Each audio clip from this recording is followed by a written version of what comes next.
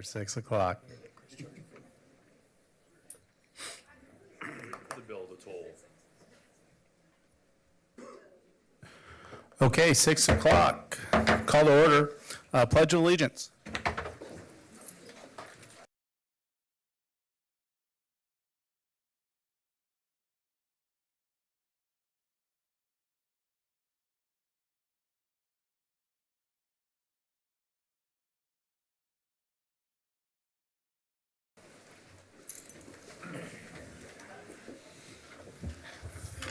Okay, looking for next approval of the agenda.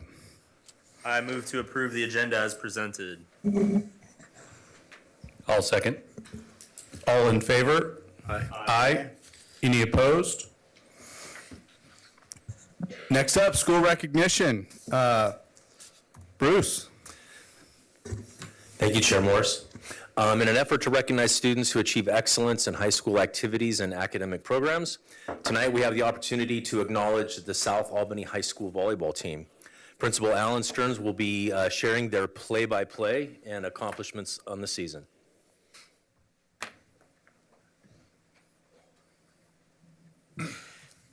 Thank you so much for letting us share these lovely ladies with you all and a lot of their accomplishments. So in case you missed some of the newspapers, right, we had some pretty beautiful things happen at South Albany High School. And really it is championing first at the level of our coaches in the back who are hiding, right? And then these lovely young ladies who on November 8th and 9th, made school history and really showed all the different Red Hawks and all the little South Albany boys and girls about like what excellence can be in form. What they accomplished, I have never seen before with a record-setting 27-0 in volleyball OSA 5A history. And not only did they do it on the court with the state championship, they also accomplished academic excellence by receiving the #1 in-state 5A academic as well. So these are like some of our best and our brightest who are on our courts, and then we'll pretty soon be running the world and doing some pretty beautiful things. So a few different special shout outs as we have the entire team here that we would love to pull up here in a little bit, but if we have just stand up when you get this. Maddie Angel, right? First team all league, second team all state. Let's give him a Red Hot clap. There we go. All right, Taylon Bentley, first team all league, state championship player of the match, first team all state. There's more. All state 5A player of the year. Perfect. We have Claire Bitter, second team all league.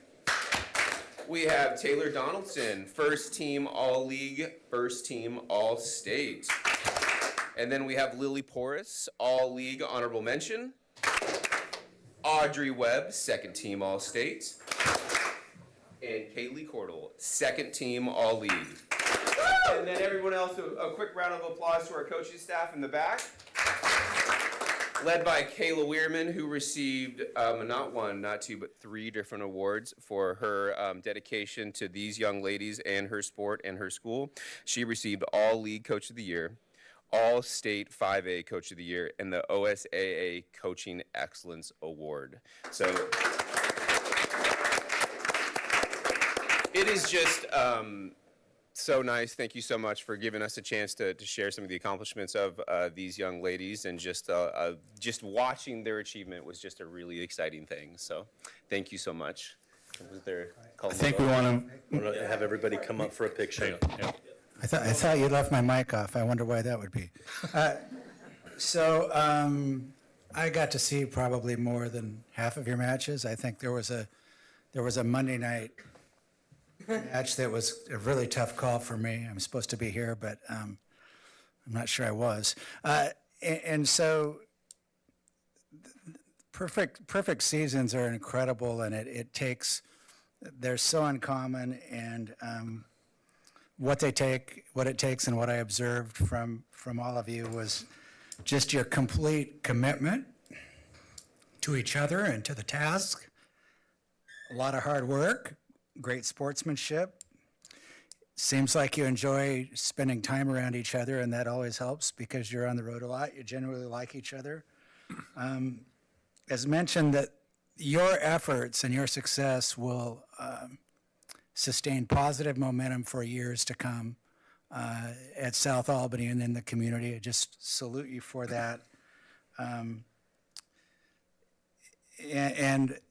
it wasn't just the team. The school also won what those crazy guys. What were they? It was a Spirit Award. Just incredible. There was the South Albany community outperformed any other school at the finals, probably 4 or 5 to 1. Really neat to see. It was a community effort. You're building a team in the community to support your team on the court, which is rare, and again, which will sustain success for years to come. We're as a community, very proud of all of you for all that you've accomplished, and congratulations.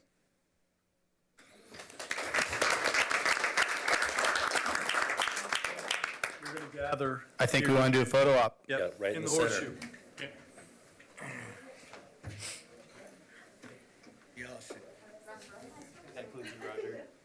Okay. Okay.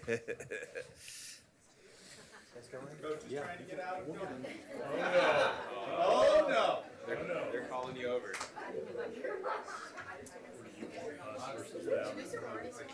more about them. Got words. Who's head coach? All right, we'll stand on the side.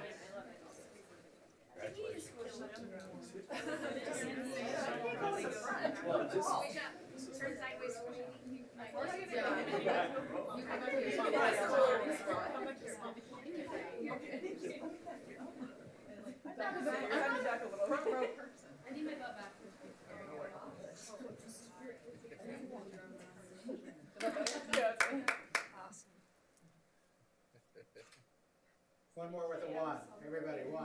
There you go. Oh. Got a couple photos like that. One more in case anyone blinked.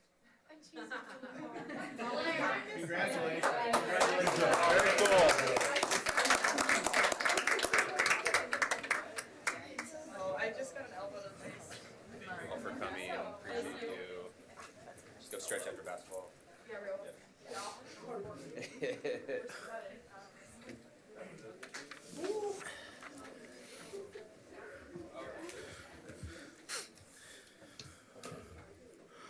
Okay, well deserved. Thank you, ladies. Have a good rest of the evening. Thank you. Okay, next up is comments from the public. I don't believe we had any. There are no comments. Okay. Board business, public comment discussion. We've been talking about it, and I think we want to bring public comment back. No one on the board currently stopped the public comment. It's been in existence for a while, probably 3.5, 4 years, that's gone away. We'd like to bring it back. We want to talk about it a little bit publicly about how we do that. I think the listening sessions, at least for me, having come up and done public comment, as a citizen, I like still having the listening session because you actually can talk to somebody instead of just coming up and making your statement and then not getting to say anything else. I do believe we need to have some kind of time limit on public comment, and a number. The things that I've heard before are 3 minutes, maybe 5 public comments. Another concern for me is the idea of everyone should get an opportunity to make public comment, but as we know how it works, it shouldn't be the same person each month that comes in and makes the public comment. It needs to be wait your turn if you've already made a public comment. But again, this is all up to all of us. I'm just saying what I think. I think we also need to, before we have public comment, we need to read some rules like we do for our listening sessions. What's acceptable public comment? Can you talk about a particular student, teacher, staff member? What's appropriate language, things like that. And we have to all understand that if we kind of go off the rails with that kind of stuff, we're going to turn off public comment. That's not what we need. Another thing, looking at other school districts, when does public comment occur? Does it occur at the very beginning, at the very end? All these are topics that I would like all the board members to kind of think about and have an idea what they think would be best. This is kind of our time to talk about it a little bit. If anyone has any suggestions or ideas, my plan is for us to bring this back next board meeting and vote on it, how we're going to instigate it. But I do want everyone to have some time to think about it. Comments? Brad? Yeah, well, I was wondering if maybe we could get one or two board members to work with Chris Green on some rules and try to come up with some methodology. I think Chris has reached out to some of the other districts and learned some of that. So if there's a couple board members that want to do that, I think that'd be helpful for all of us to try to gather some information. So Ryan and I at pre-plannings have done that a little bit, That's probably fine. the last couple board meetings, talked about it, and Chris has been very helpful in sharing with us how other districts do it. And I know I've reached out to other board members in other places and asked how they do it. Okay? That's why I brought up those, like how long do we do it? How often do we do it? My own personal take is, I think a little bit of potpourri of all the different times is great. I like the idea that we do listening sessions once a quarter, because you can actually have a conversation with somebody if they have an issue. I like the idea of some of them are written comment, and I like the idea of public comment. My own take on it right now would be probably once a quarter for listening session, once a month for public comment. We don't always have 2 board meetings in every month. Sometimes we have 1. Normally, we don't have any more than 2. So if we did it the way where we had public comment every month, the months we only had 1 meeting, we would have public comment. If we had 2, we would probably do one of them as public comment written, or that could be the listening session time. We don't know. The other topic that comes up quite a bit is the idea of, do you want to have public comment only on the topics that are on the agenda that month? Personally, I think that's kind of hard. How do you define what's on the meeting? And if someone else that's making public comment thinks their topic is under your agenda, you might disagree on that, but I don't think we should do that. I don't think we should limit it that way. Roger? I've done a few public meetings. Yeah, a few. I've done a few public comments, probably received public comments during board meetings, probably in the thousands of times. And whether or not to take oral public comment at a board meeting has kind of become the bigger issue than what could or couldn't happen during public comment at a board meeting. So I'm good with having public comment. I would just say, in my observation over the years, that you can build all the rules and all the plans and do all the things you want, but if you think you're in charge when somebody grabs a microphone, you're wrong. and so you should know that going in with both eyes wide open. I don't know that we need a committee. I don't know if we need more research. For me, this is a little bit like when I was a young guy, there were many little streams or rivers around that had bridges, and they had covered bridges. And I'll acknowledge that I jumped off a bridge a time or two, and once I did it, it was fun, and I just kept doing it. And we have a little bit of the same here, where we're staring at the podium, and it will be the end of a meeting, and this could happen or that could. We just need to do it. And I would suggest to you that you consider doing it at the end of every meeting, and that you can put a total, both an individual and a total time limit on it of 3 minutes an individual, and no more than 15 minutes probably would be a good place to start. One of the, I guess, questions or concerns I would have is we have board policies, and we could take, some commenter could present in a way that would be in violation of board policies. And so in my mind, to start, we just acknowledge that that may happen. And we're going to waive board policies during that period of time in which they're speaking. Because you can't have public comment and have kind of give them the freedom to do that. I think it will be hard for whoever's holding the gavel. But I'm open in that regard. And I think that this will work if people operate in good faith. And generally, over my 25 years in local government, people do, and they don't abuse the public comment opportunity. On the few times that they do, you have, I would suggest, only a couple of tools, and one of them is not to gavel them down. One of them is to tell them to shut up, for lack of a better term, because they're violating policy X, Y, or Z. The tool would be to recess public comment until that process played itself out, or to adjourn for the evening and we'd be done and we leave. Because a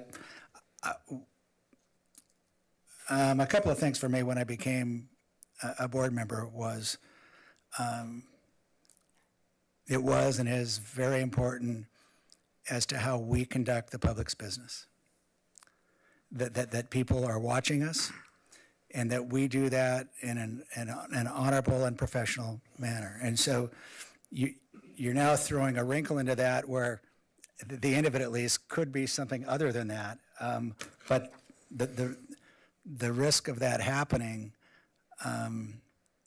is in my mind now outweighed by public comment or no public comment is amongst the biggest issues that the board at least faces. And you know, for me, if you'd have told me 3.5 years ago that we would be to a place where one of the biggest issues in the district is how we conduct the board meeting and whether or not there's public comment at the end of it, I probably would have taken that. But we are where we are, and I think you should go forward. And it would also be my hope that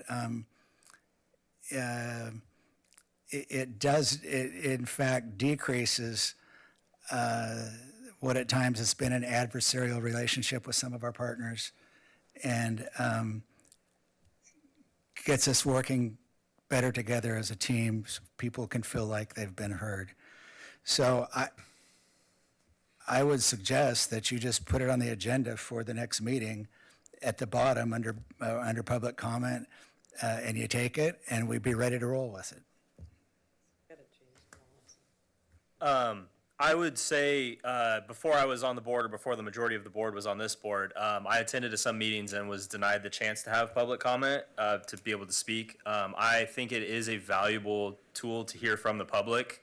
However, I would disagree with you, Chairman, that we should have no restrictions. I think we should have some restrictions in terms of to either subjects related to school or school subjects, because I have been in public meetings that we've had, maybe not in this body, but that have gone astray.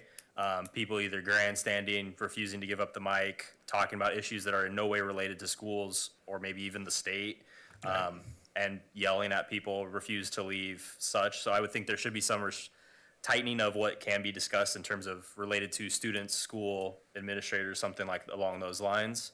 And just to ensure that, and if that doesn't happen, a process to ensure that there is a consistent and polite way to end either the meeting, in the comment, whatever that process ends up looking like. But so we're not trying to yell down someone that gets up there wanting to grandstand and have their 2 minutes of fame and refuses to leave.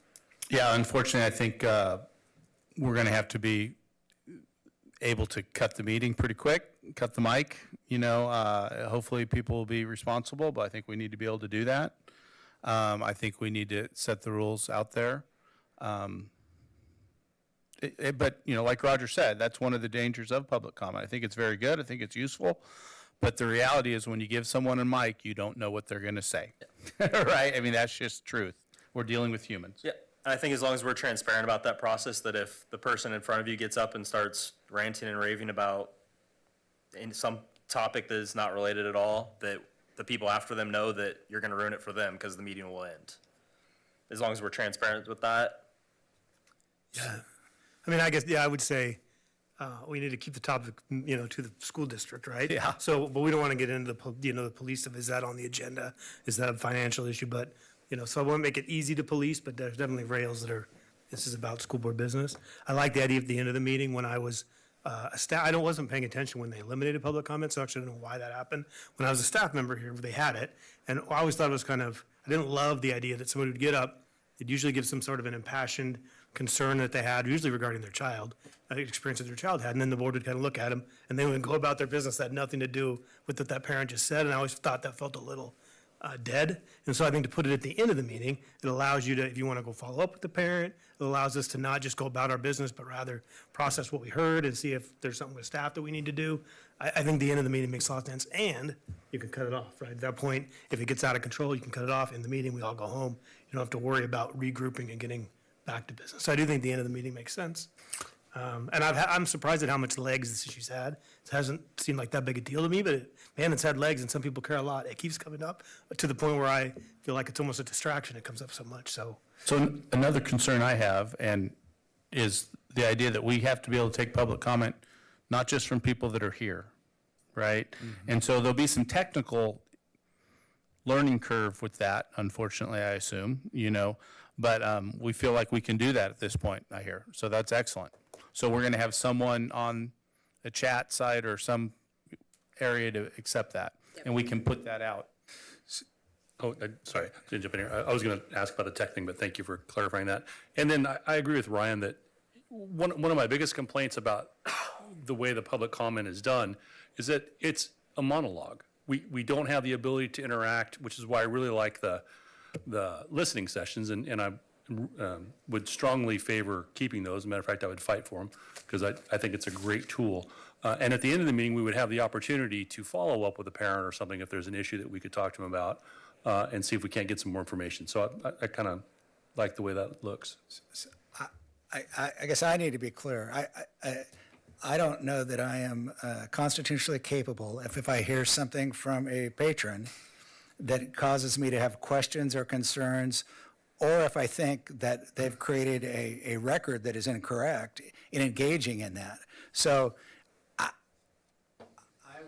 I would caution us from limiting it to just taking incoming without being able to have a conversation about it. I think there's an expectation by some in the public, at least. They come in and they present question A or problem Y, and we be able to talk about that. This board meetings is not the best venue to do that, but I mean, if we can't engage them, let's just get cutouts and we enough of us can stay to run the meeting, but I'm kidding. So there's that.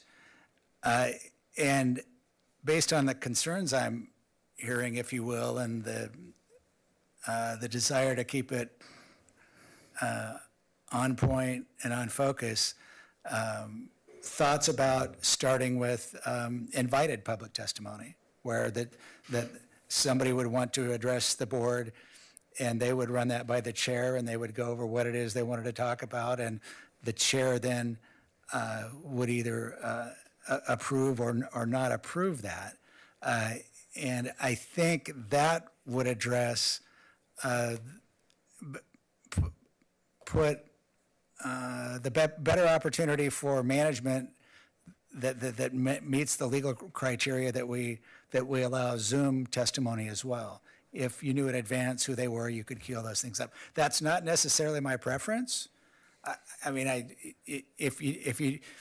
I will tell you now, if you do anything less than just open it up completely, the same people who are the same level of criticism that the board is getting now will continue to get. So if we're gonna solve that problem and take that issue off the table, let's do it.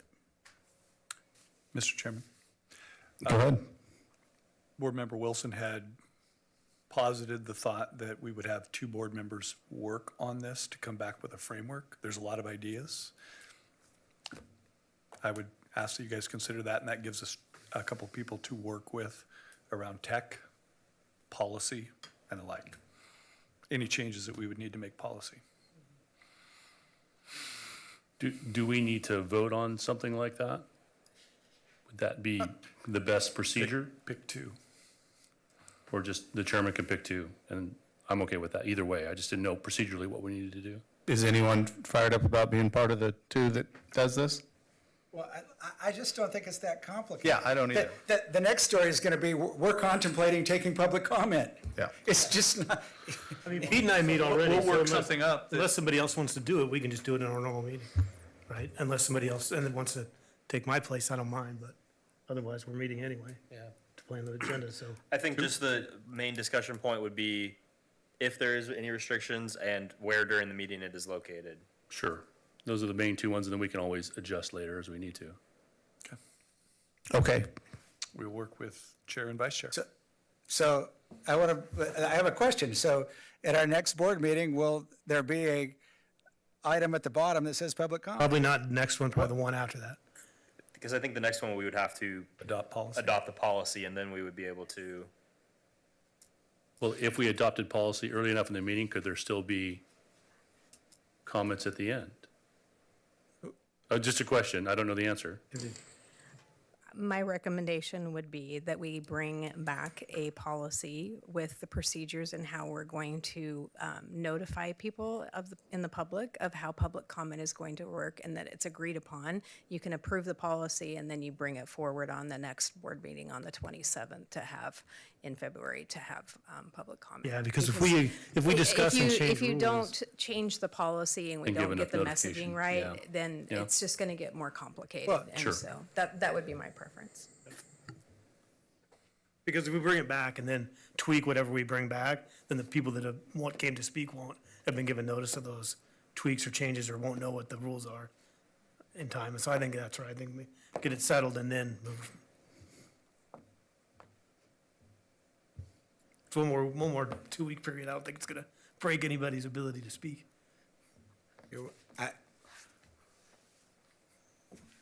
just for the record, there was 0 public comment today. I was just going to say that. So there's not a burning issue that we're aware of, No, the burning issue is public comment. which we're working to resolve. Okay, so Ryan and I will bring rules to be voted upon and instigated next meeting. Okay, district leadership team updates. Mr. Superintendent, Andy. Yeah, just a fairly short update. One of the things that is certainly a white elephant in public education right now is immigration and the impact of federal policies on that. We will come back to you at a future meeting with some information on attendance rates occurring now. The one thing is there are perceptions and there are fact, but there is a fact that there is a lot of fear and uncertainty. And we want to share with you if that is in fact impacting our job, which is to educate students. We do want to make sure that the public is aware of this district's commitment that we are going to follow the law. We are going to follow it wherever that law is governing us with fidelity. We are not in the business of providing or coordinating legal services for students as we do this. And if we do find ourselves in a conflict between a federal and a state law, the district will seek outside resources to resolve that conflict.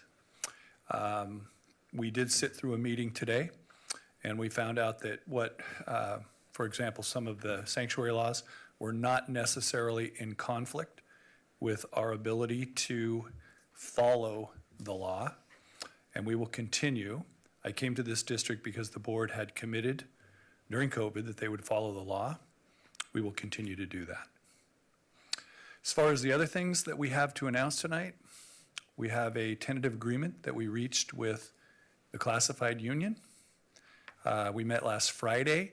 I have not heard today what the vote was to ratify that. Of course, that will be honored in its full, even though we did not hear soon enough tonight to bring that to you. And again, we are going to be working on a math curriculum in the budget process. I want to make sure people understand, we adopted math in April of 2023. This has not been purchased. That same adoption is selected by the district. We just do not have that. And it is a priority this year to make sure that as we begin the fall, some level of a math purchase will have occurred. During the contract negotiations, the GAEA Teachers Union, we reached agreement that if we do get a curriculum adoption, that they would work with us to make sure that we have the ability to train and support that adoption as we move forward, so people become good at teaching from the curriculum. Finally, just a reminder, we have adjusted our CEL, Center for Educational Leadership work this year. We are moving to one further date in April. It just makes us a little bit later, but we will finish this year. And a reminder that this year is a pause on our evaluation system. It's all focused on just learning, becoming familiar with that. At the end of the year, each teacher and administrator will meet just to kind of see where they see themselves as we move into next fall. That's all I have. Okay. Next up is Business Financial. Jane. Good evening. So as I am working and looking at projections, the goal is to be able to bring to you where we would be in the 25-26 year. So I started with 23-24, preparing for the audit. That will take place next week. Our auditing firm, Acuity, has promised to come in, bring their full team. They'll be with us for 3 days and hopefully finish the audit by the end of February. If we have the audit to ODE before March 1st, we would receive funding in March. As it is now, you can see on the financial I gave you, we did not receive basic school support in January. We will not receive it in February. Hopefully we do in March. Our cash balance is okay. You know, partly our beginning fund balance definitely is helping us out. So we will be okay even if we don't receive that funding in March. And we just received all of our property taxes, so that really is what is carrying us. So then for 24-25, I put together a projection, and I wanted to start just with the ending fund balances.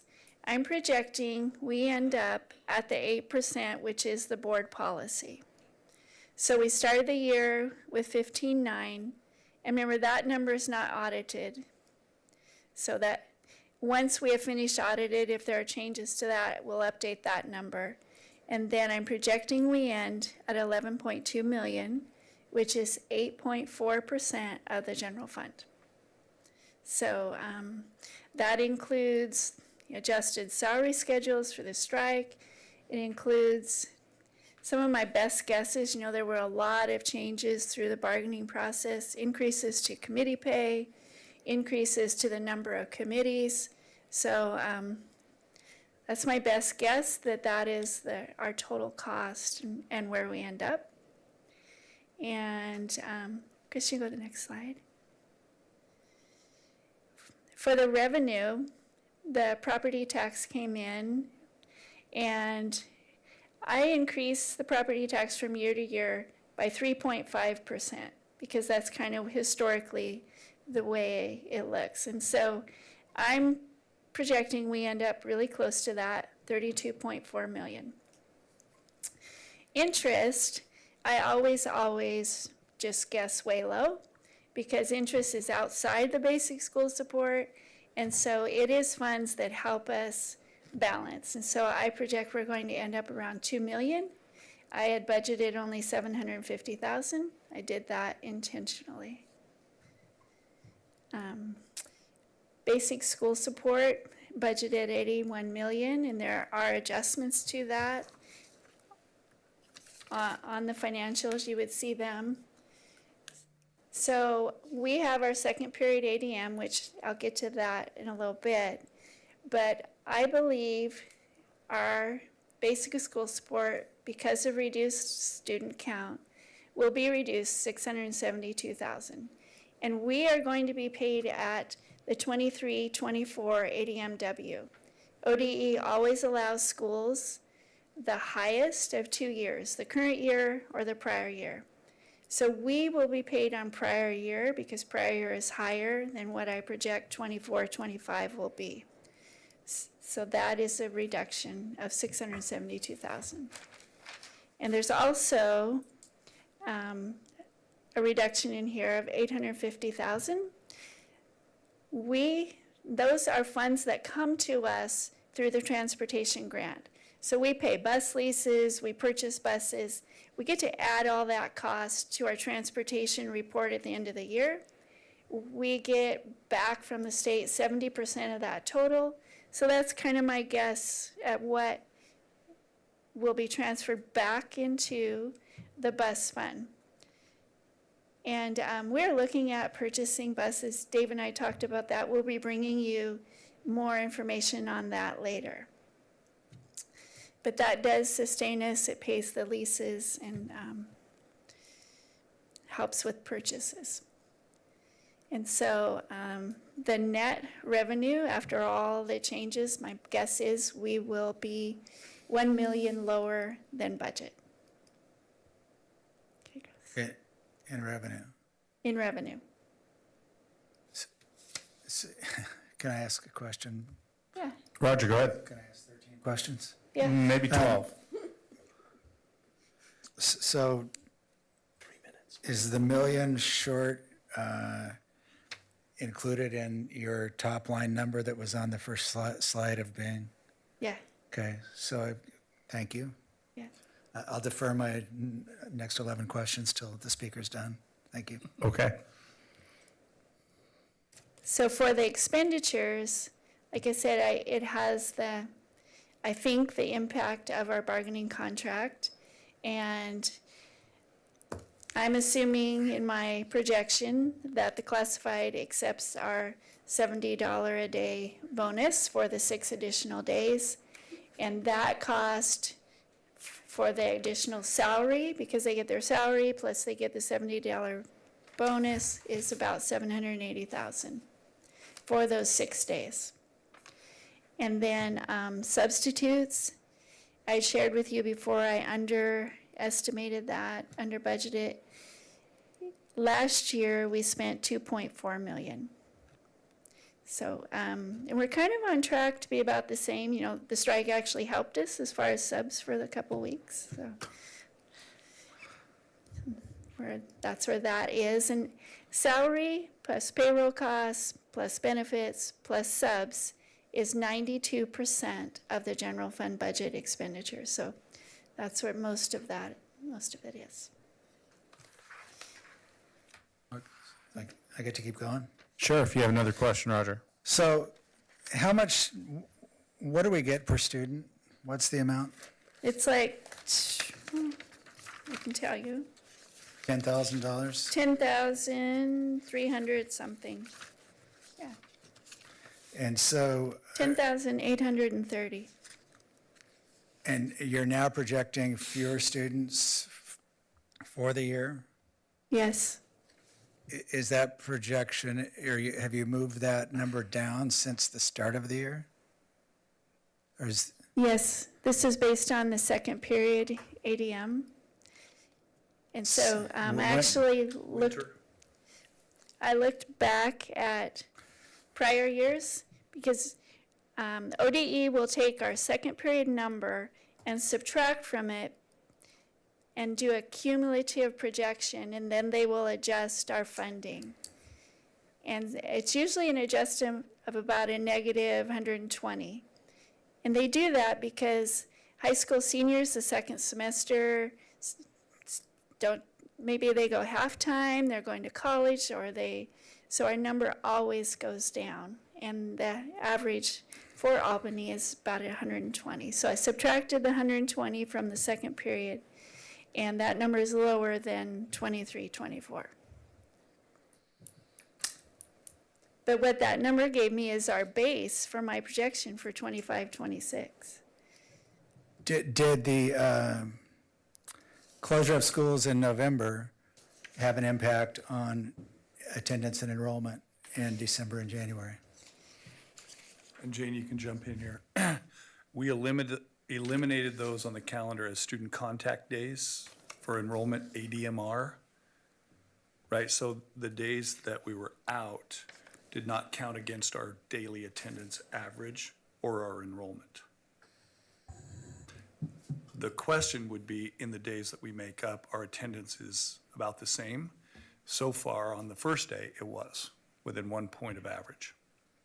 My question is, did we lose kids when we started school back up from before we closed? We did an analysis and looked at that period of time. There are people who move out of the district that had already informed the school they were moving for a job.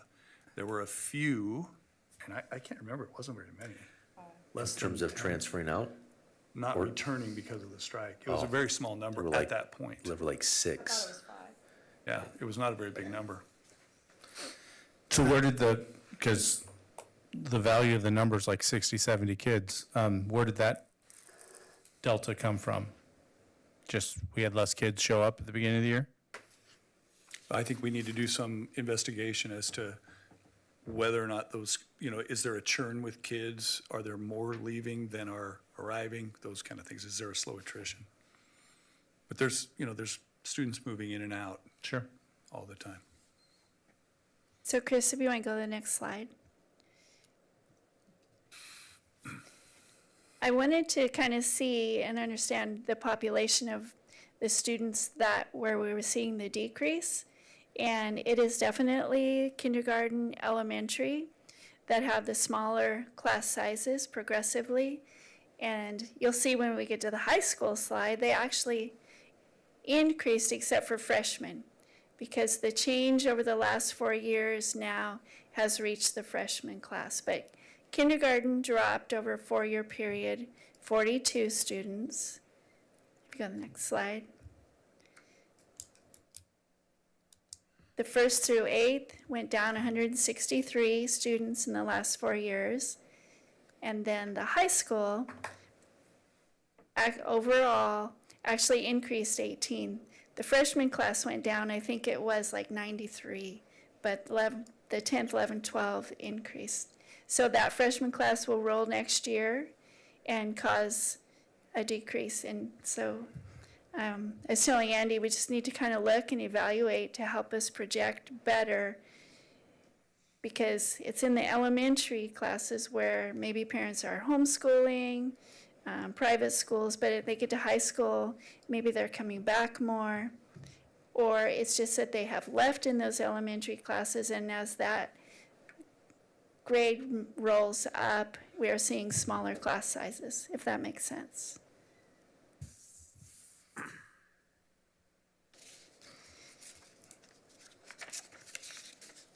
And then I have one more slide. So the total change from 23-24 to, I have a typo, 24-25 is 195. And so I show you this not to alarm. It isn't huge. I mean, some neighboring districts have a larger decrease than Albany does.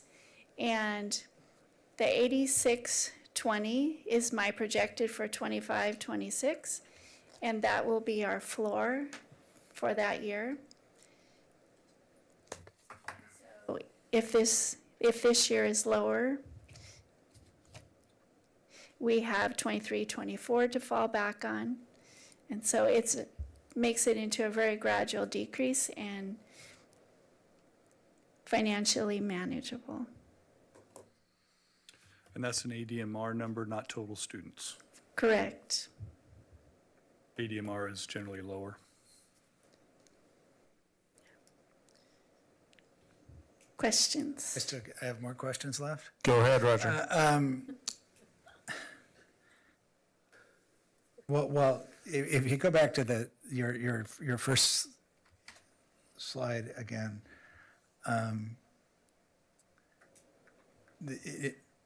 that doesn't work over time, right? I mean, without significant changes to state funding or the enrollment numbers or your expenses, the numbers would be zero in about 2.5 years You mean the deficit spending that you're seeing there? in the budget. Yeah, you've got 11 million left. You're at a deficit spend of 4.4 a year,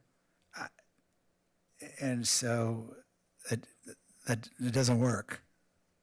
We will need to budget. The goal will be to stay at the 8% fund balance. And so as class sizes decrease, we will decrease staff.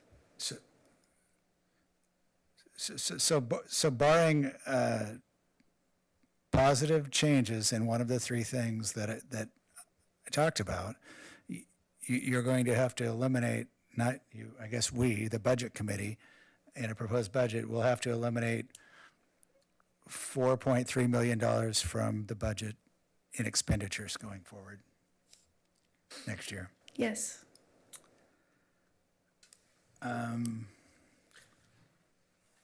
So to the issue of, I mean, it's all troubling, but maybe, and it's all, I was going to say, it's all frustrating the same. The issue of, Actually, Roger, I was kind of pleasantly surprised. I thought it'd be worse. well, thank you for that.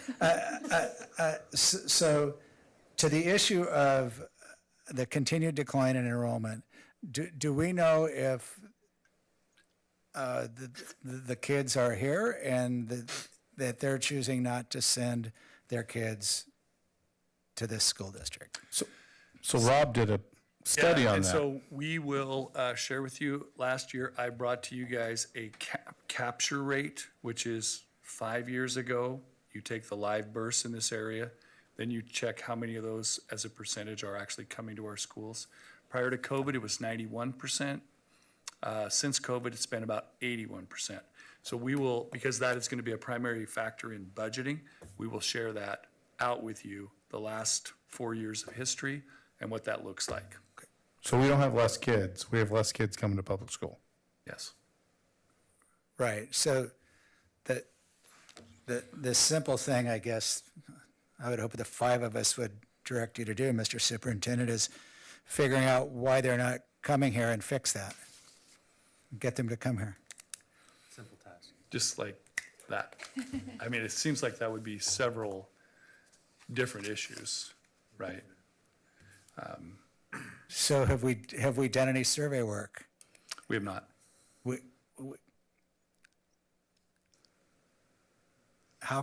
Going forward, how can we not?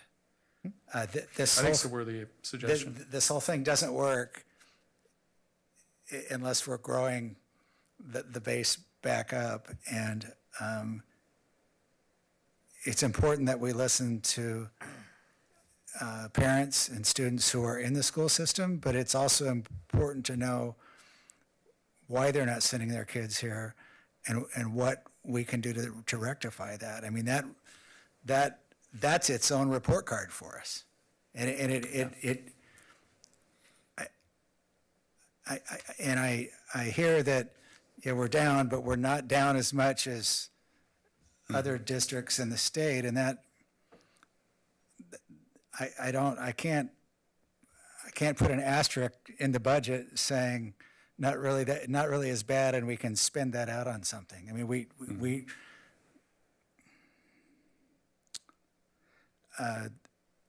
this community over a long period of time has supported the school district, the schools, the teachers, the administration, and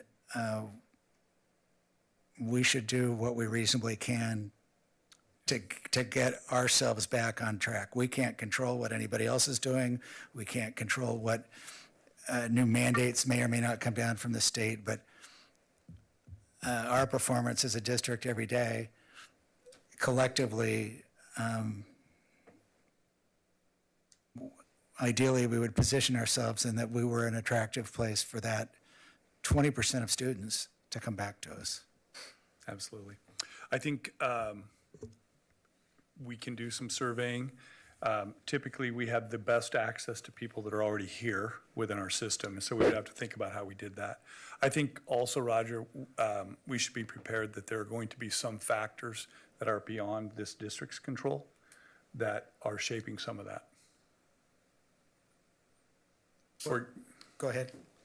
I think that there are more conservative families that are not always comfortable with what is to be taught, for example.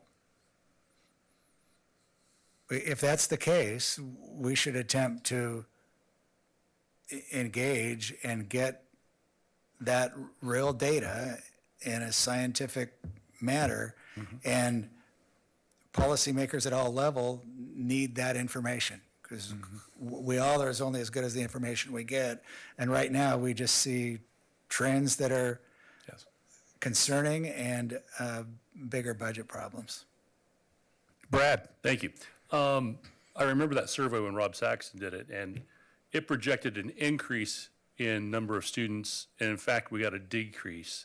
And at the end of the day, we kind of pitched that whole report in the bin and said, well, that didn't work. So I don't know how much good we're going to get from that. It's a tool, but putting a lot of reliance on it is difficult because it hasn't proven to be accurate. The one place where it is accurate for 5 years are the number of children that were born within this district in the hospitals. Right. But we can then look at what that trend on a 90% capture rate would have given us, and we can see how far short we are. But again, we will have to redo that. But those numbers are accurate. No, the birth rates are accurate. But the Projections- capture rate did not follow his. He assumed a Projection. 91. Yeah. And Yeah, so, we didn't get and there. then any of the other trend lines that they had projected off of are useless now. Right. Except for that. But it does give us a window into seeing what Roger is talking about. We're not capturing kids. Oh, in the and he's correct in that we need to find out the reasons why so we can address them. Because Absolutely. without that, yeah, you can write that down. Jane, I just wanted to make a comment, and I know you feel like it's better than it is, but to me, it's the worst possible financial position to be in. Because not only are expenses increasing, our revenue is decreasing. And that starts a spiral that is hard to recover. Yes. And so, you know, when we said the caution light's on, now it's blinking. For me, it's like, uh-oh. We need to really be careful with this because as you showed, 92% of our general fund budget is our people, Yes. which means the only place to save money is to have fewer people, and no one likes that option. But that's really where you have to look because it's the only place that you can try to balance a budget. That's true. Just want people to be aware of it. There's other components that we're watching too, you know, if the title funds are decreased, those components. Sure, and we have the wild card of the state funding. We just don't know where that's going to end up. But, you know, in a static situation and looking at it from, you know, where we are today, that's troubling. It's got my attention.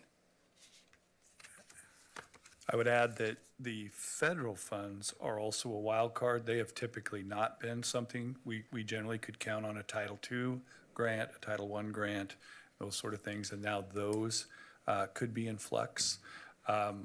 Conversely, the state, for the first time, Governor Kotek has already committed at the front end of the legislative session to $11.36 billion for education for the 2 years, which is an increase of the 10.2 from the prior biennium. But there is catching up to do because most districts in the state have had to catch their employees up to inflation. But also, right after they said they're going to go up 10.5%, they announced that the amount that would have to go from PERS from district was going to go up right. $670 million. Yeah. So that's like almost 7% of that That's right. 10.5. So that's very concerning since we don't control that number. Sean, you have a question? Jane. Statement. Yeah. Last year we were a little ambiguous with the new rollout of the unemployment over breaks and such. Do we have a little bit firmer idea of where that will be projected for this year, or is that still kind of up in the air, seeing how that plays out? So we were within budget after we received the fall invoice, which covered the summer. we have not received the winter break. There were claims over the winter break.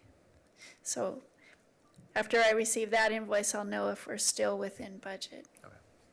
Thank you. And it's my hope to bring to you the next board meeting a rough guesstimate of what it looks like for 25, 26 based on the 11.37 that the governor is talking about. I know the salary schedules for both groups, you know, I know the PERS rates, so I know a lot of the pieces. So I'll be able to put together a rough guesstimate of what that looks like.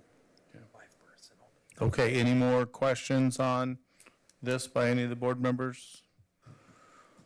Okay, Did I use all my questions? you still have some, Roger. if you- Go ahead. Okay. Okay, board reports, board members. Any board members? Brian? Brad? Today? Nope. I guess I would just say, it's exciting that seem like we got something figured out with classified to get those days back. I think that's pretty exciting. I would agree with everyone here that we're a little concerned about our decreasing enrollment and decreasing budget in the world we're in right now. That's tough. That's it for me. Students. For South Albany, we recently had an event this past Saturday, which is a Club Mecha. They represent a cultural tradition, which in this case was a quinceañera. If you are not aware, is like when a girl turns 15, it's the birth of the young ladies. So that was just a cultural celebration that was open to the public and the community, bringing the sense of belonging. It's open to all students. It's free, so it's for the community. And then they do a variety of fundraising, and it's all for the club, for people, so they bring back more into the community. And then we have a unified game this upcoming Wednesday, the 29th. So you guys are more than welcome to come. It's wonderful to go and cheer for both teams. We also have Red Hawk Rising, which is the finals prep. Finals are coming up. Scary moment for a lot of students. Good things for parents to know. It's all for credit earning. And then for our finals plan, we also have intervention time for students who still haven't brought up their grade up. So it's a great opportunity for them to bring it up, the final grade push. And then, of course, the staff is during their department meetings. We had soccer tournament during lunch, brought the school together. And then we have our Valentine's dance this upcoming February 8th. So that's all for that. For West, in sports, like cheerleaders won second in nationals, and both swim teams won their competition last Thursday. There's kind of growing concern about students parking and how some of them are parking in the yellow or in the no parking zone, and it's posing like a genuine threat, and especially like in the mornings, sorts of like not following the law, especially in parking areas, is really concerning for students who do follow the law. And then also I'd like to address that a thank you for listening to concerns about the public comment. So thank you. I have a question. Sure, Roger. We're practicing for public comment here. Is there enough parking at West? When you did the addition, you added a whole bunch of space that would increase attendance, I thought, and you decreased parking. And how's that worked out 4 years later? So it's like not really, but also yes, there is. So there is like a lot of like overflow parking. So across like certain streets, there are students parking on the streets quite a bit, where it's like even if parking lots get filled up maybe around 7:30, so about like 10 minutes before school starts. So it's like if you're tardy, you have to park very far away from the school. And so they're parking to the south of the school then, south of Liberty, that far south? Maybe to like that street, yeah, like to the street that Liberty, yeah. I would suggest, as the district goes forward, any opportunity it gets to add a parking lot here or there, that you look hard at doing that and make that all work out, because I don't know how over time this works unless we continue with the trend in our enrollment. There's also That shouldn't be a the lot goal. of parking at the stadium, and there's a nice path to the school. Yeah, the gravel lot by the stadium, so it's always empty. So part of the issue is they want to park close, and that's why Yeah. they're parking in the yellow. Exactly. So the issue is how do you get a whole bunch of closer spots, and I don't know how we do You that. prioritize it and sell passes for those first spots. Do you have parking permits? Like, does a driver have to get a permit in the office to park? Yeah, there are like student parking passes. All right, so that they know whose cars are parked illegally. Yeah. Okay. Don't worry, I put a little note right here. I'll talk to Seems like Mr. an easy Engel. problem to solve. Oh, yeah. Thank you guys for your reports. And thanks, that was, see, we can make this work. Yeah. Agenda next week. Any other questions? Okay. Here we go, community and school presentations. School report, Tangent Elementary. Bruce? Well, we have 2 schools tonight that'll present that definitely draw into our attendance area and have done some amazing things to increase enrollment. I'd like to introduce Gretchen Carter and her staff to present on Tangent Elementary School. She's got a whole crew. I didn't know I could have them come present. Well, I mean, you have a whole support group. Next year, that's it. We're going to do a whole presentation. Good evening, School Board, Superintendent Gardner, everybody. I'm so excited to talk about Tangent. Driving over here, I thought we need to have like a slogan like Purple Pride, but then we'd be the Purple People Eaters. Anyway, Tangent does some pretty darn amazing things, and I invite everybody to come out and look and see the things that we do because we are really excited to talk about it. So at Tangent, one of our major core values is we believe in equity, diversity, and inclusion for all students every day. Our mission at Tangent is to champion growth in academic, citizenship, character development, while continuously enhancing our school as a safe place to learn. Oh, Kathy, it's not working, and I'm pushing the right one.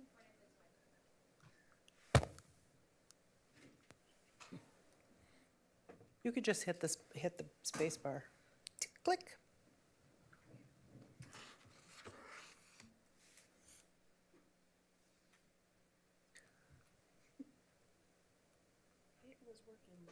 I believe you. Okay, just put it right here. I promise I won't ruin your games or anything.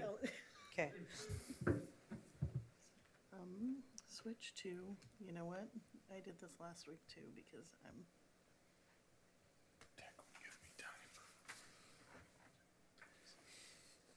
Ta-da. Now it'll work. Awesome. So at Tangent, we've continuously had literacy as our #1 goal because if kids can be successful in literacy, they're going to be successful in everything. So we do the most effort towards moving our kids forward in reading. Of course, we follow our core instruction, which is into reading. We also use ECRI, which is aligned with into reading, and Tangent's added on Haggerty, which is a required thing every day for kinder first and second to do Haggerty, which plays with phonemic awareness.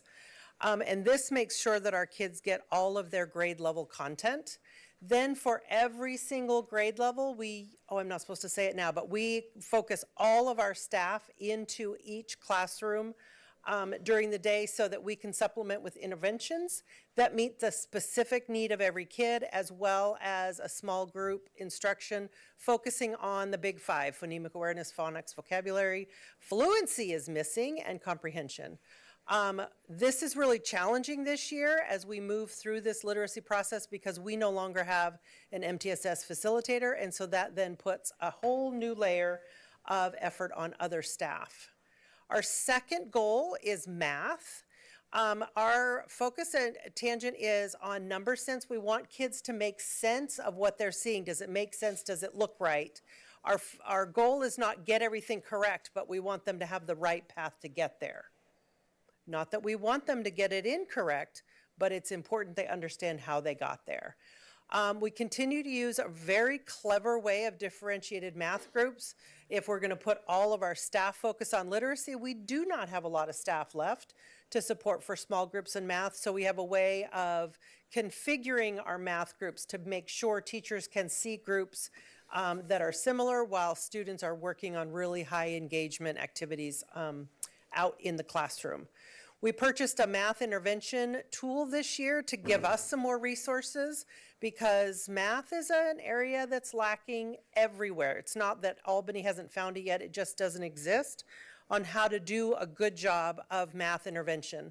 The tool that we have comes highly recommended, again, without having an instructional coach. This PD has struggled with getting off the ground this year. Teachers are taking it and doing their best, but it is not a cohesive endeavor yet.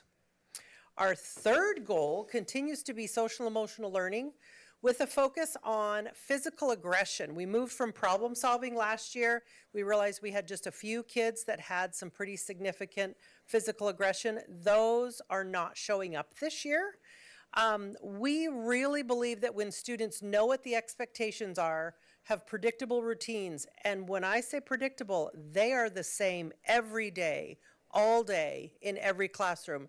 I am amazed at how consistent our teachers can be. And then they have consistent support. I don't want the word consequence to be negative, because consequences can be positive. So our kids know what the consequences are going to be for any behavior, good or uncomfortable. We also continue with instruction in the areas of problem solving and conflict management.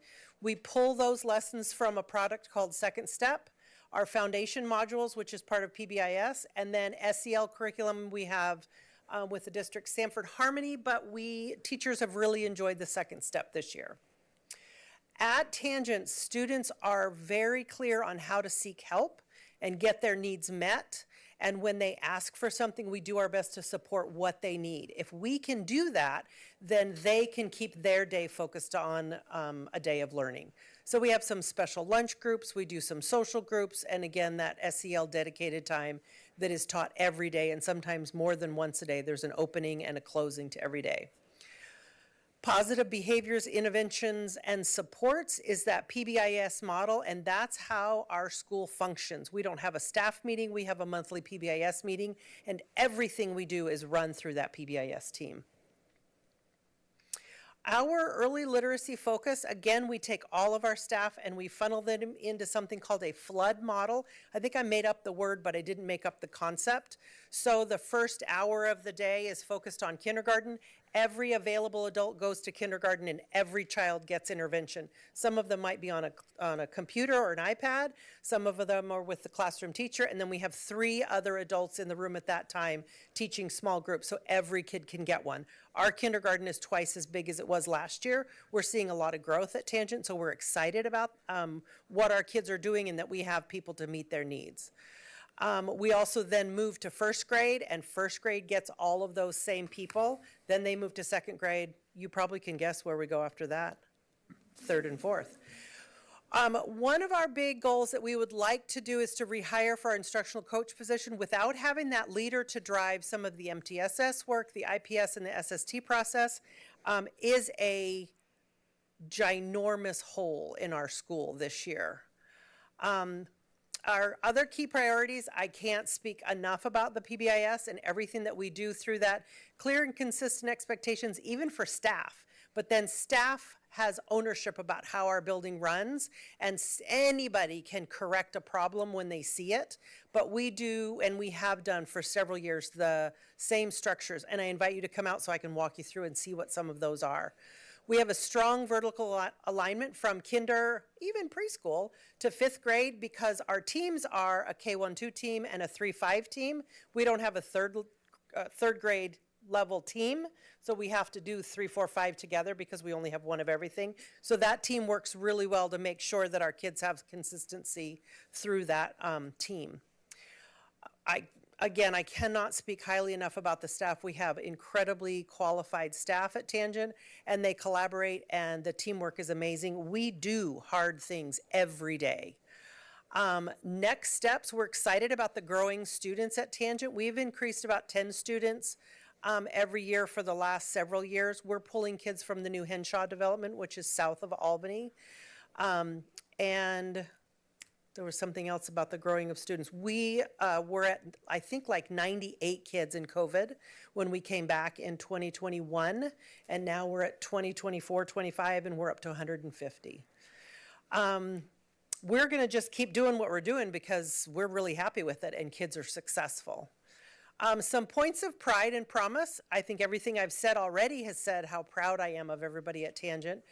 We have incredible high levels of collective efficacy. Our teachers know they can do the job I ask them to do.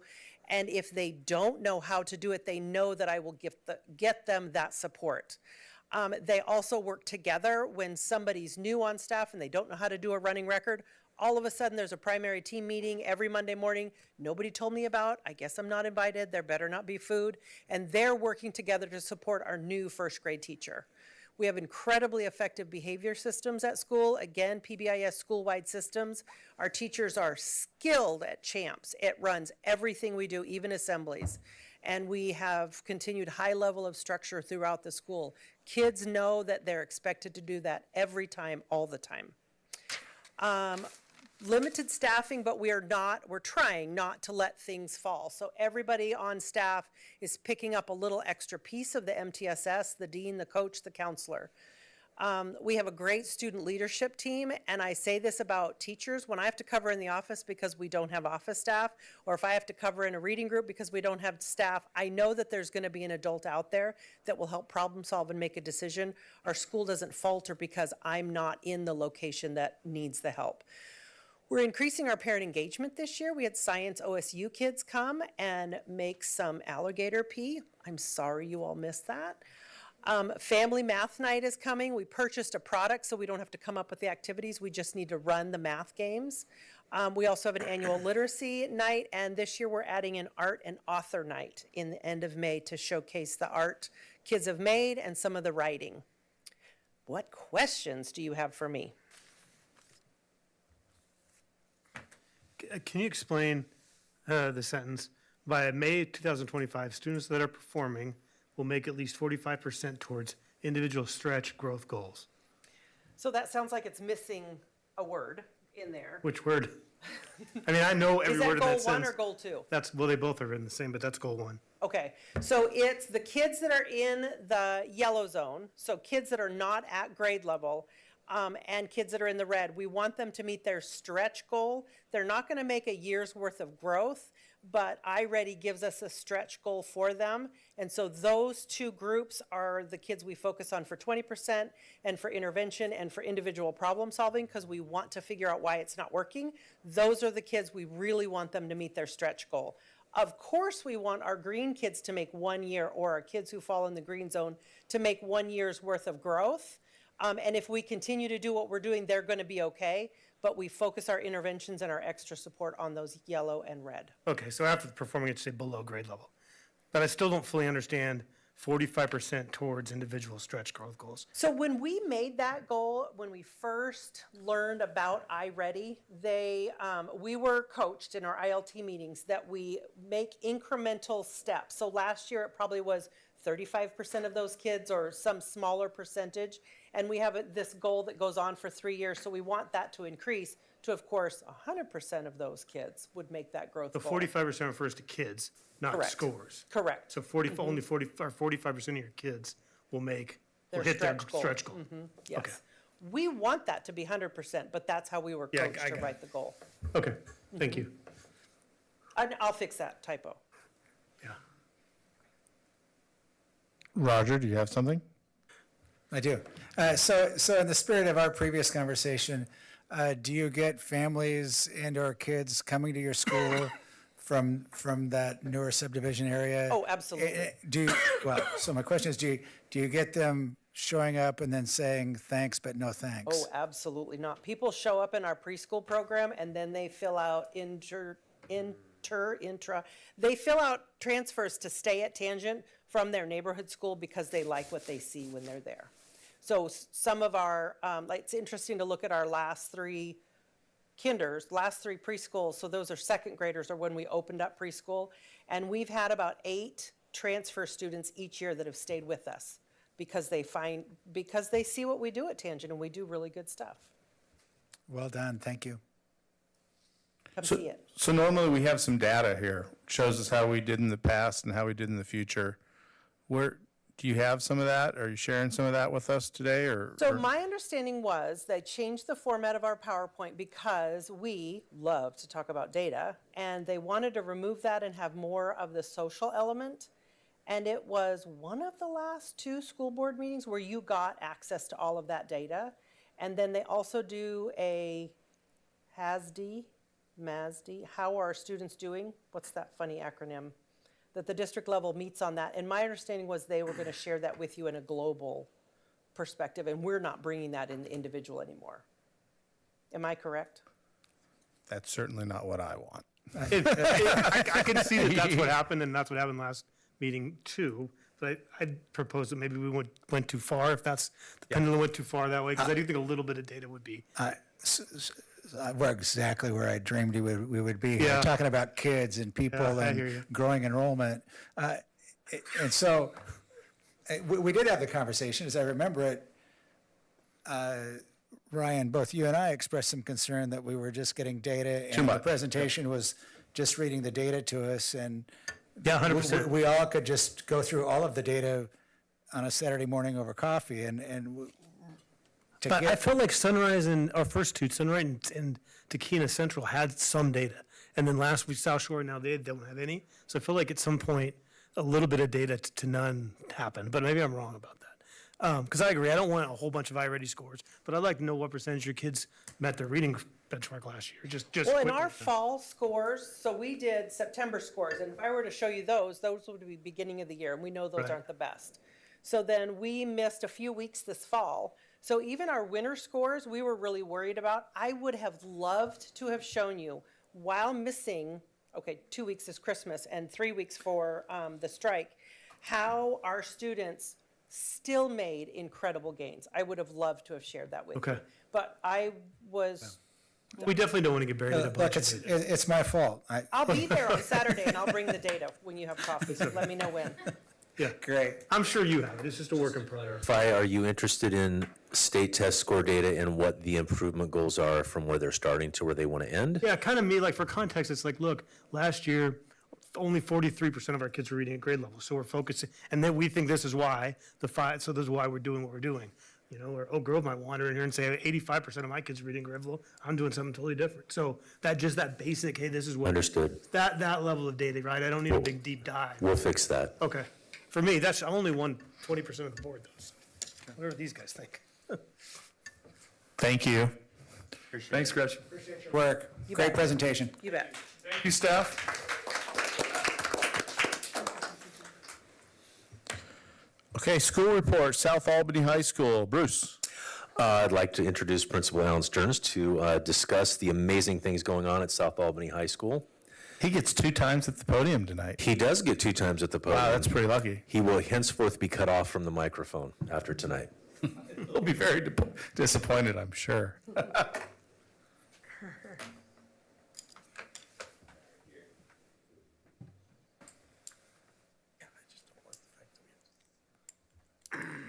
just need like, we've talked about this in nauseam, and we're not in it. American Albany General Hospital in 2024, based on my research.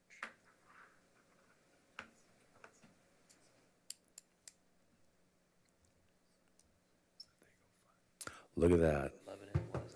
Thank you for the opportunity to come back twice. Absolutely, There we Alan. go. There are great things that happen at South Albany High School every day, and would love for any of you to come in and see some of those pieces. If we're thinking about the opportunity we have today to share a little bit about the hard work that our staff are doing and the great stuff that our students are doing, it's really exciting and really fun. If we're looking at our vision here, every student has equitable opportunities to be a college and career ready through strong academics and a nurturing Red Hawk family, right? That's the South family investing in kids, collective efficacy, working together to make sure kids can go out and do the dream that they want. When thinking of our high school experience as a 5-year plan, what's the next step right after high school? Are we jumping straight into a career? Are we engaging in trade school? Are we going on to college? What is that experience, right? And if we're thinking about our mission, making sure that success for all is happening, right? It's not just looking at one certain group that's making it, but what are, like, as we unpack that onion, what are some of the areas and the subgroups that we need to serve better?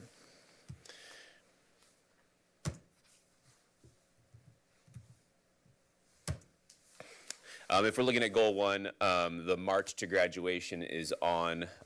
It was really lovely to have everyone at our graduation last year, right? Great chance for us to kind of meet face to face, and also to kind of signify the importance of such an event as a springboard into the next steps of life, not the finish line of what we're trying to accomplish.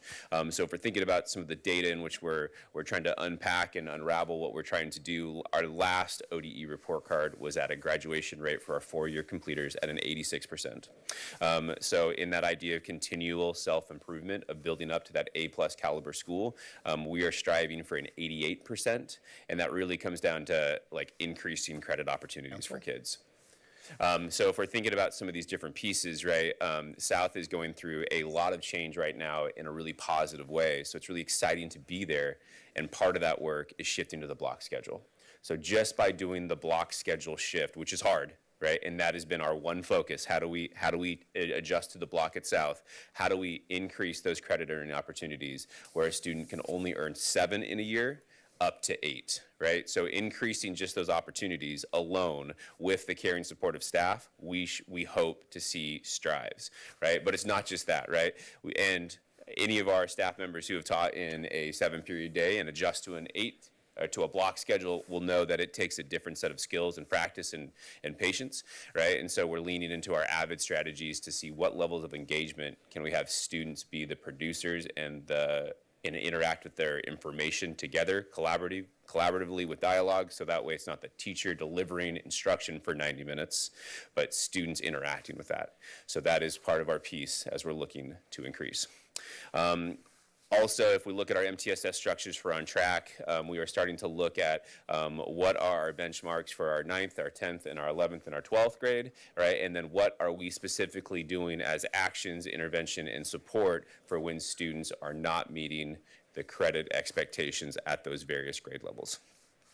And so that happens, like that piece is a little reactive, credits earned. And then so to get proactive, right, a lot of the work that we've done with staff is to think of ourselves as interventionists, where everybody is working in tier 2, where just because we say it once, we need to go back and reteach. And the amazing thing is that South Albany High School, that has been already a strong tradition of going back and doing what it takes for students to succeed.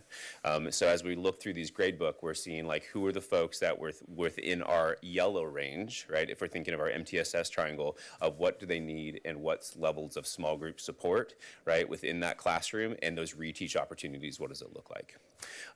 And, right, for students who are not on track to graduate because of the shift to the block schedule, we increased our sections from 30 to 60 when we went to 6.5. So we'll see a little raise and we'll see kind of a readjustment going into the next year.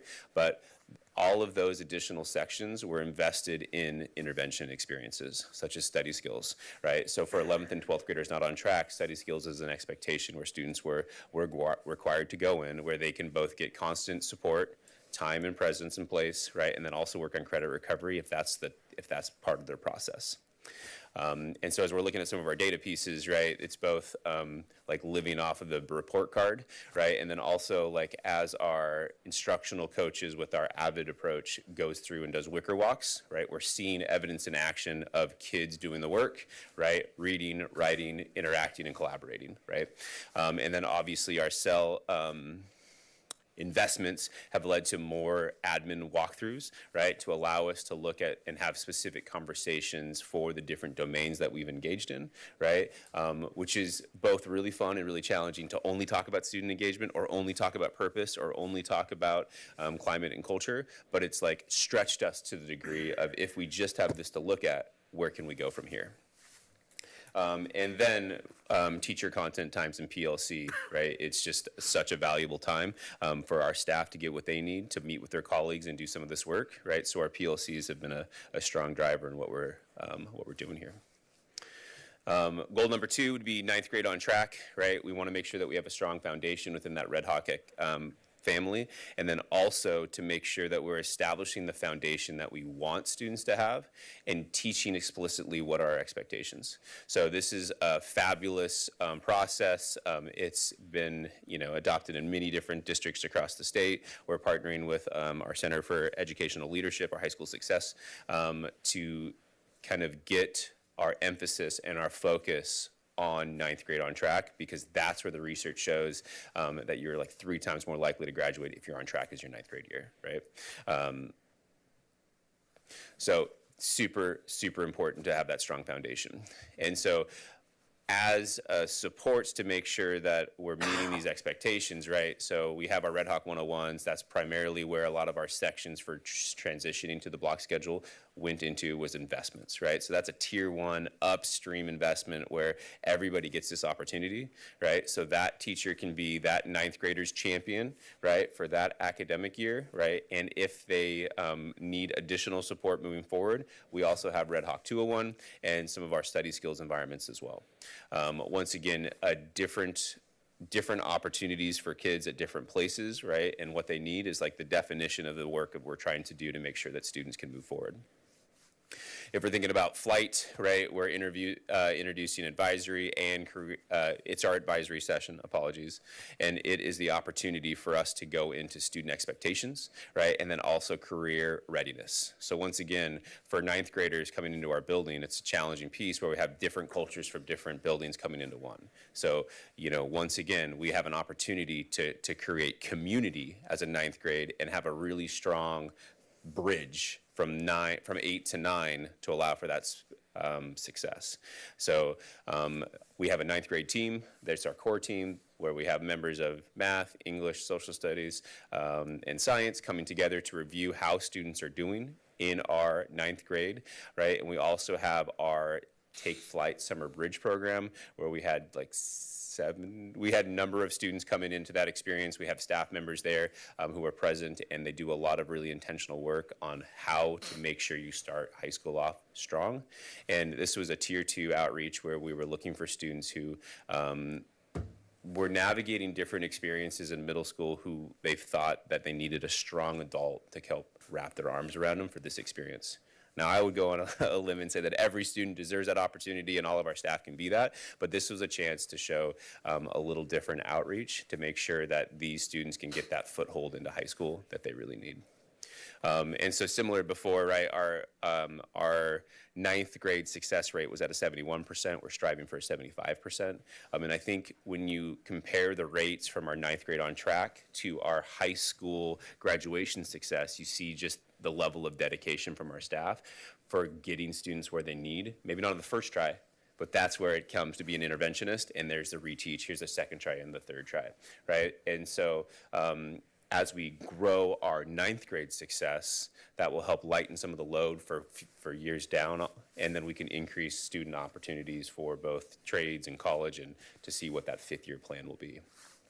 If we're looking at some of the data here, right, we're going through once again, our Wicker Walks, looking at some of our discipline referrals and attendance rates, and see what is the trick that perhaps maybe a 9th grader needs, right? We have a number of 9th graders on kind of a more intensive support, check in, check out, kind of being led by a number of our staff members, just to see what is that piece that they need, right? And then the agendas and the content teams for our PLCs are looking to see how do we unpack both where we're at in our content, but also what are the reteaching strategies that we need to do and go back to in that PSA cycle of plan, study, do, act, and kind of repeating. So it's that DeFore model of PLCs, where what do we want our kids to know, right? How are we going to see if they got there, and what do we do if they didn't get there, right? So kind of looking through that process. And then if goal 3, if we're looking at advanced course enrollment, right, we're trying to make sure that all of our 11th and 12th graders have opportunities to engage in their passion, right, and their career pathways at this time. So this is the chance for folks to see themselves as hope builders and build some of that passion for both their subject and their trade in this experience. And so if we're thinking about it, it is not either or, but if we're looking at it from the college lens, right, we have AVID school-wide, we're an AVID national demonstration school, we have over 11 different electives, making sure that some folks who may not have seen themselves as college graduates now do. They're in a cohort and they're loved all the way up until they're seniors and beyond. Once again, to make sure that that experience goes school-wide, we have Red Hawk 101, which is taking much of AVID strategies and having a strong foundation in that first semester experience. Some folks need it all the way, some folks don't, right? But it's, once again, intentionally setting time up to get kids where we need them to be. And then also, it's not like college and career readiness, our 5th-year plan is not all about going to college. It's not what everybody needs, wants, or has the passion for, right? And so how could, with our CTE pathways, you know, whether it's childcare, woodworking, construction, welding, et cetera, like we have a lot and it's pretty great. How can we make sure that people are filling those pathways all the way through to capitalize on our CTE, our Perkins money, and being pathway completers, so that way through ODE and getting additional funding for those programs. And that really comes in with just multiple entry points, right? We have AP offerings for 9th graders all the way through 12th, right? And we have multiple entry points into woodshop and to welding and advanced sessions again and again and again. So it's a really exciting time, once again, and if we're thinking about just more Tier 1 opportunities, flight as our advisory, we're building our resumes, we're going through our career-related learning requirements from ODE and making sure that people have those criteria met and then a place within their bell schedule to do that work. And then I think the last piece would kind of be our course catalog review. And as we're looking at forecasting, students have voice, right, in what we offer and what selectives they get to take, right? And so when students are forecasting for different classes, we get to see that size and have conversations both to celebrate and to grow our pathways, our CTE pathways, about who's taking them and how many sections are we? So does our demand outweigh our supply? That would be a really great thing in classes because so many people want to be in that pathway. And then we also need to figure out how do we get more people into those pathways so that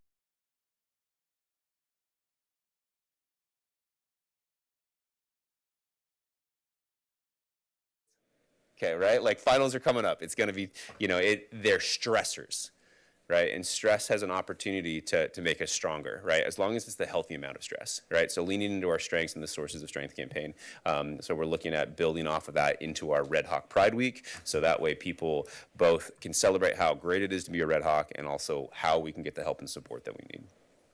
And this just goes into more opportunities to engage, just trying to make it really fun and exciting to be a Red Hawk with our assemblies, with our shoe competition, with our soccer competitions, all of our student clubs. I can go on, but Bruce said I only get 12 minutes. And then if we're looking at other key priorities with student intervention, we've referenced a few of these. This is our MTSS triangle, where we start to look at what does it look like Tier 1, that everybody gets this opportunity, right? And then what's the next step if it didn't work? And then what's the next step after that, the next step after that? So, you know, as we have launched Red Hawk 101, we need to audit that and make sure it's having the desired effect, because there's a substantial amount of sections devoted to this experience. And then Red Hawk 201 would be our next steps for sophomores who might need that extra level of support, right? And then we're looking at study skills, which was added with our additional sections this year about providing a space and a place for our incomplete workflow. Right, the incomplete workflow has been something that's been happening at South for years, and how could we make that easier on staff and more effective for kids?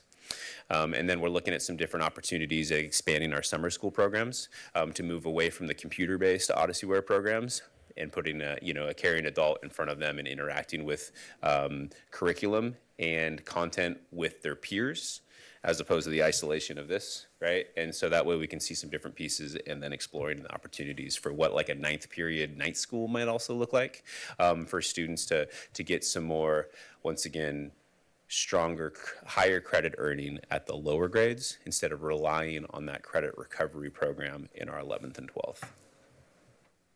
And then just points of pride and promise. I think I hope that's come clear. We have a really dedicated staff who are take great pride in doing the work, and just great students, right? We saw a number of them who came in for their excellence in volleyball, and we have great students doing the work every day in different capacities. We have our daycare reestablished, and so we have students in our teaching like our teacher pathway and early education pathway, helping in that experience. So that way students are live time working with other kids and pursuing their career aspirations. Once again, we have our avid success, right? Working towards supporting learners to their college and career goals.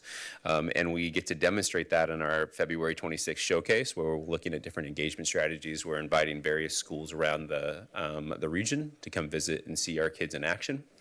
And then we have our bilingual education program. It's just such a great thing to see a K-12 commitment from the district come to fruition, where students are pursuing their seal of biliteracy, they're engaging in AP Spanish, and they're looking at how can they use that superpower, right? Because I am not bilingual, and I consider that a superpower. How can they use that superpower in a way that can help others, right? And continue that work for each other.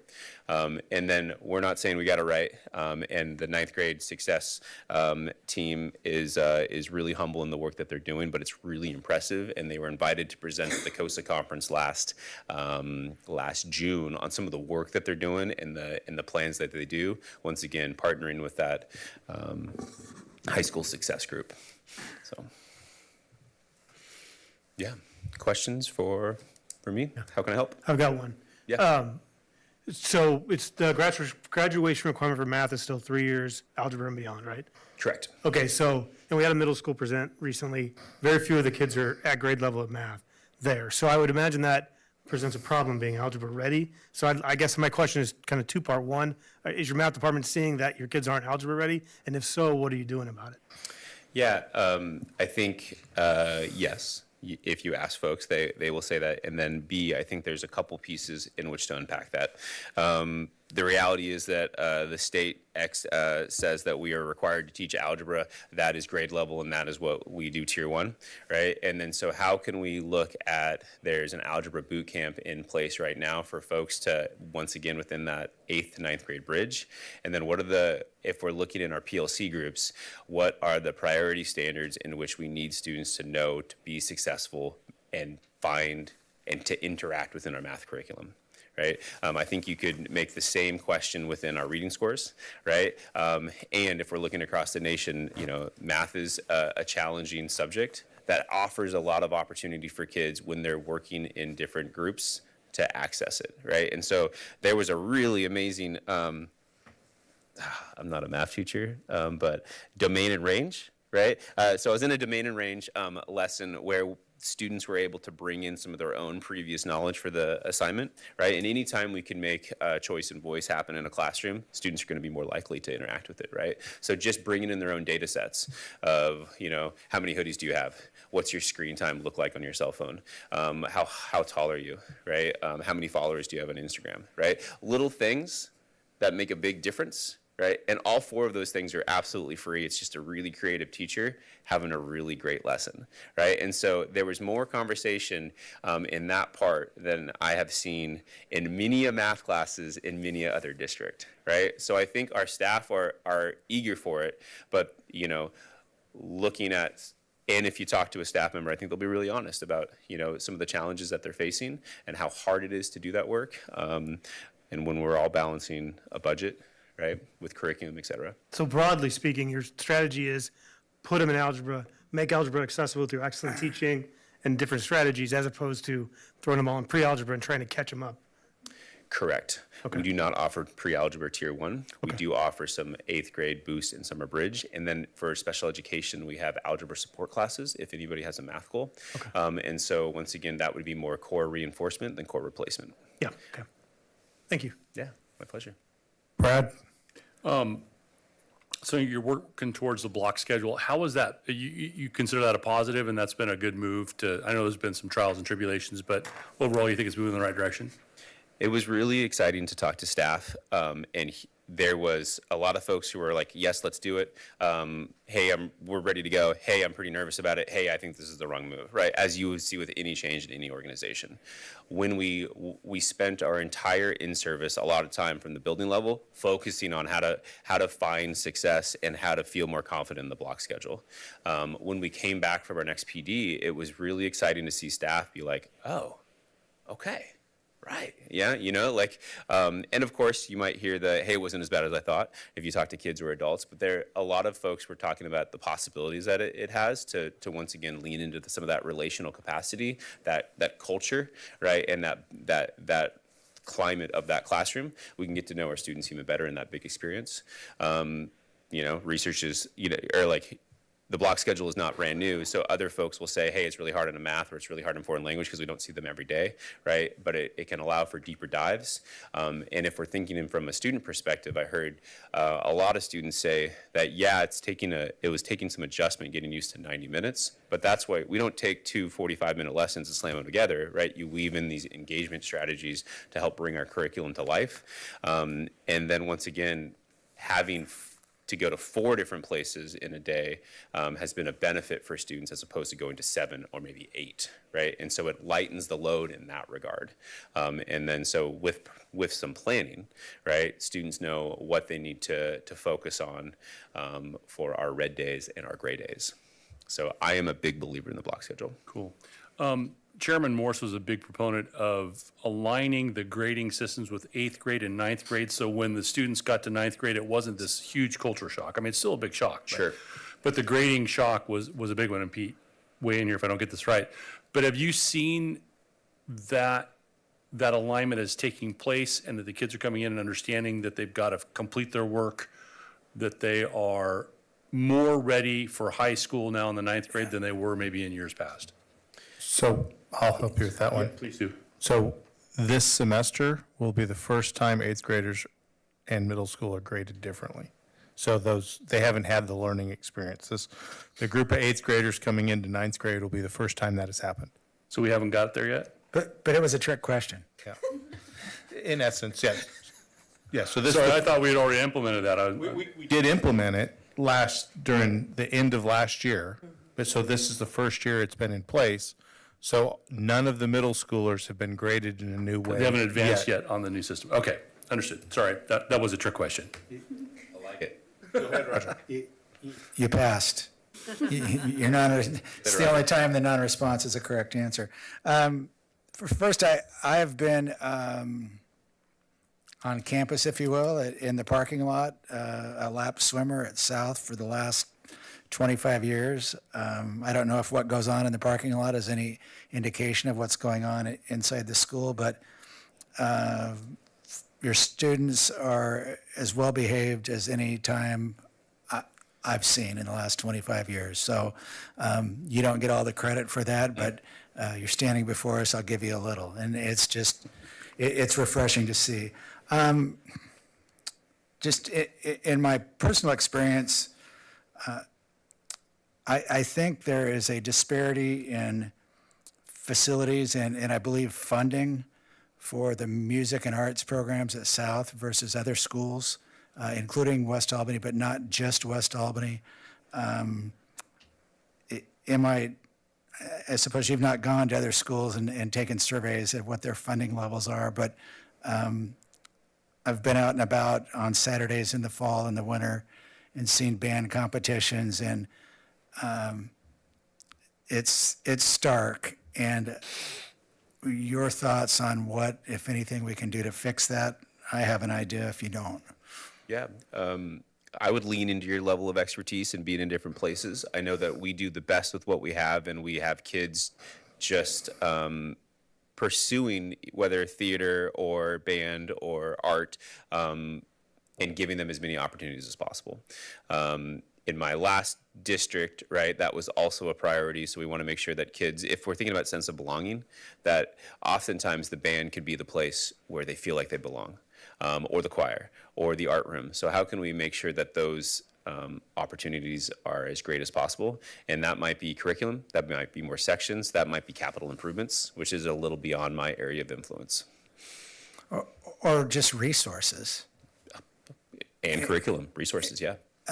So, I mean, just standing around a propane heater on a Saturday morning when it was 37 degrees and the rain was blowing sideways up at Hillsborough Stadium, us expert parents concluded that it would take another $100,000 in your budget somewhere allotted to help.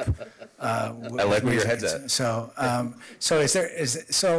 but in all seriousness, we don't, as a budget committee, we don't get into any weeds at all. We're passing everything on a very high level. And so how are those funds then allocated on a school-by-school basis? And how do I, in all seriousness, make a difference for that group that I no longer will have a student in, but care a lot about the program and want to continue to support them? May I respond to that? I think what you have to look at is you have to look at the performing arts just like any other curricular area. And while you might adopt a math text and purchase math textbooks, you have to look at to budget for the purchase of instruments, sheet music, and those resources because that is in fact a curricular area. And I don't know historically if it's been invested in that manner. So we have to separate that out and budget for that on a purchase cycle for the replacement of instruments and things of that nature. Okay, all right. So as a school board member, as a budget committee member, how is it I make that happen? That's beyond me. Mr. Gardner can answer that. So we can talk a little bit. Typically, it's a per student allocation in the FTE. It is also a per student allocation in the equipment, non-personnel costs there. And so we would have to look at like what are the programs that may happen at a West, what are the programs that may happen at South. They're different.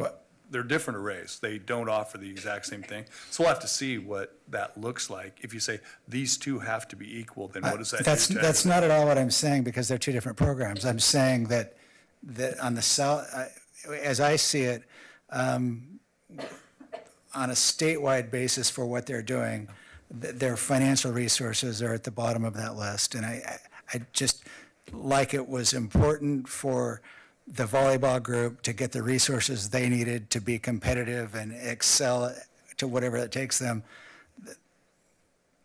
I think we're a little light there. And so I look forward to being on that subcommittee as to how we fix that. Okay. Done and done. Okay, looks like I'm up. My questions are attendance. How's attendance this year compared to last year? We can pull those numbers to give you more accurate comparison. With the change in our block schedule and some of our lunch, we adopted that schedule primarily to have greater levels of attendance. So homework for us to get that to you. Okay. I would hope, one of the reasons we went to the block schedule is the idea that, instead of having 14 classes to get credit, you have 16 classes to get credit in a year. Hopefully at the end of the year, that turns out to be beneficial, but we will see. Yep. Thank you. Yep. Thank you. Nice job, Alan. Thank you. Thank you. Thank you. All right. Next up is consent agenda, personnel classified. Mr. Chairman, I move to approve personnel classified as presented. I'll second. All in favor? Aye. Any opposed? Okay, next up, J2 minutes, regular board meeting, 1/13/25. Mr. Chairman, I move to approve minutes, regular board meetings, January 13th, 2025 as presented. I'll second. All in favor? Aye. Any opposed? Great. Okay, I don't see any old business, no new reports, new business, future agenda items. We're down to P. Do I hear a motion to adjourn? Mr. Chairman, I move to adjourn tonight's meeting. I'll second. All in favor? Aye. All opposed? We're adjourned. Thank you, everybody. Have a great night.